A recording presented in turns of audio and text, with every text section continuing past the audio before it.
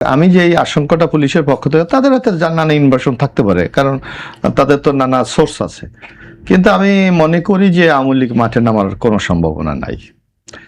কারণ একদিকে আওয়ামী লীগ কিন্তু এরকম হুঙ্কার বহুবার দিয়েছিল, কবির মনে থাকার কথা। কিন্তু সাম্প্রতিক সময়ে গত 15 দিন ধরে বিচ্ছিন্ন ভাবে কিন্তু আওয়ামী লীগ ঝটিকা মিছিল করছে। এটা আলাদা। ঝটিকা মিছিল এখন আপনার কোথায় করে বা কিভাবে করে হয়তো ফেসবুকে আমরা দেখি, বাস্তবে এর অস্তিত্বের কোনো অস্তিত্ব নেই। আর এখানে হলো যে দলটি নিষিদ্ধ,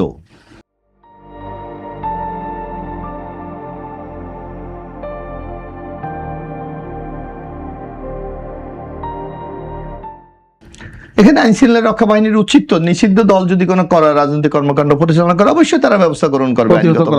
এখানে তো দায়িত্ব তাদের, রেসপন্সিবল। হোয়াই এনসিবি বা বৈষম্য বিরোধীরা তার করতে যাবে? তাদের তো নট ফাংশন, তাদের এটা আইন শৃঙ্খলা রক্ষা বাহিনীর দায়িত্ব এক।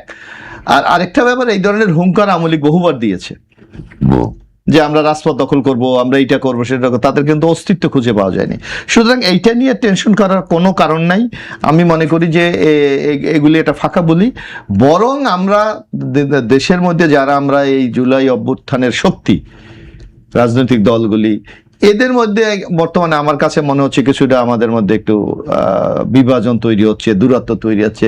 এইটা কিভাবে রিপেয়ার করে আমরা আগামী দিনে এগিয়ে নিয়ে যেতে পারি, এটা হলো আমাদের প্রত্যেকটা দলের রাজনৈতিক কিছু উদ্দেশ্য থাকে, লক্ষ্য থাকে, কর্মসূচি থাকে, সেইটাকে বাস্তবায়ন করা। কারণ এখন তো প্রতিপক্ষ নাই, তো সুতরাং এখন তো রাজনীতিটা কিন্তু জুলাই শক্তির মধ্যে অভ্যন্তরীণ।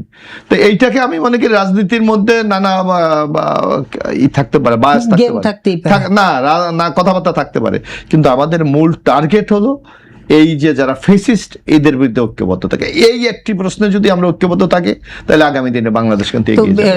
আওয়ামী লীগ যদি সত্যিকার অর্থেই 23 তারিখে মাঠে নামে, সেই ক্ষেত্রে বিএনপির কোনো প্রস্তুতি আছে কিনা? তারা কি প্রতিহত করবে কিনা এই দলটিকে? আমরা এটা প্রতিহত করতে বলে তারা যদি বাংলাদেশে বিশৃঙ্খলা সৃষ্টি করতে চায়, তারা যদি বাংলাদেশের জনজীবন যে একটা এখন স্বস্তিতে আছে সেই জনজীবনকে বিঘ্নিত করতে চায়, তো অবশ্যই তাদের বিরুদ্ধে আইন শৃঙ্খলা নেবে। এবং একটা গণতান্ত্রিক শক্তি হিসাবে কোনো ধরনের বিশৃঙ্খলা বিএনপি টলারেট করবে না, এটা তো স্বাভাবিক। এইটা তো আমরা এই দায়িত্ব পালন করে যাচ্ছি আমরা প্রতি সময়, প্রতি মুহূর্তে।